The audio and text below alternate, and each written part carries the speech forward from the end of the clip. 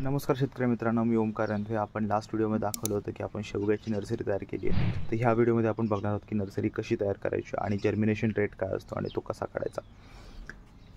तर इथे बघू शकता मित्रांनो, आपण शेवग्याची नर्सरी कोकोपीट आणि प्रोट्रेमध्ये केली आहे. आणि कोकोपीट आणि प्रोट्रे हे नर्सरी बनवताना खूप इसेन्शियल आहे, कारण की आपण मातीमध्ये पण काही रोपं लावायचा प्रयत्न केला होता, पण तुम्ही बघू शकता सोबत लावलेली रोपं, एक रोप इतकं मोठं झालं आहे आणि एक रोप आत्ताच जर्मिनेट झालं आहे. आणि त्याच्यातही जर्मिनेशन रेट खूप जास्त कमी आहे. आपण 30 बिया लावल्या होत्या, त्यातल्या आपल्याला फक्त 10 ते 12च रोपं इथे दिसतात.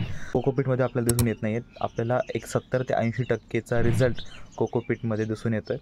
फक्त एक गोष्ट लक्षात ठेवा मित्रांनो, आपण जेव्हा नर्सरी बनवतो तेव्हा सर्क्युलर बॉटम चे प्रोट्रे न वापरता आपण एक स्क्वेअर बॉटमचे प्रोट्रे वापरायचा प्रयत्न करायचा आहे. त्यानंतर जर्मिनेशन रेट काय असतो आणि तो कसा काढायचा. जर्मिनेशन रेट एकदम सिंपल आहे काढणं.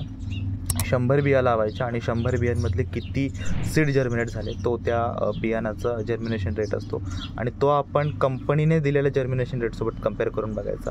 आणि जर तो जर्मिनेशन रेट थोडा वर खाली असेल तर काही हरकत नाही, पण खूप जास्त त्याच्यात कमी असेल तर आपण नक्कीच कंपनीवर क्लेम करू शकतो आणि आपण कंपनीवर केसही फाईल करू शकतो. आणि तुम्हाला त्यात कोर्टातही तुम्ही कन्झ्युमर कोर्टमध्ये तुम्ही कंपनीला घेऊन जाऊ शकता.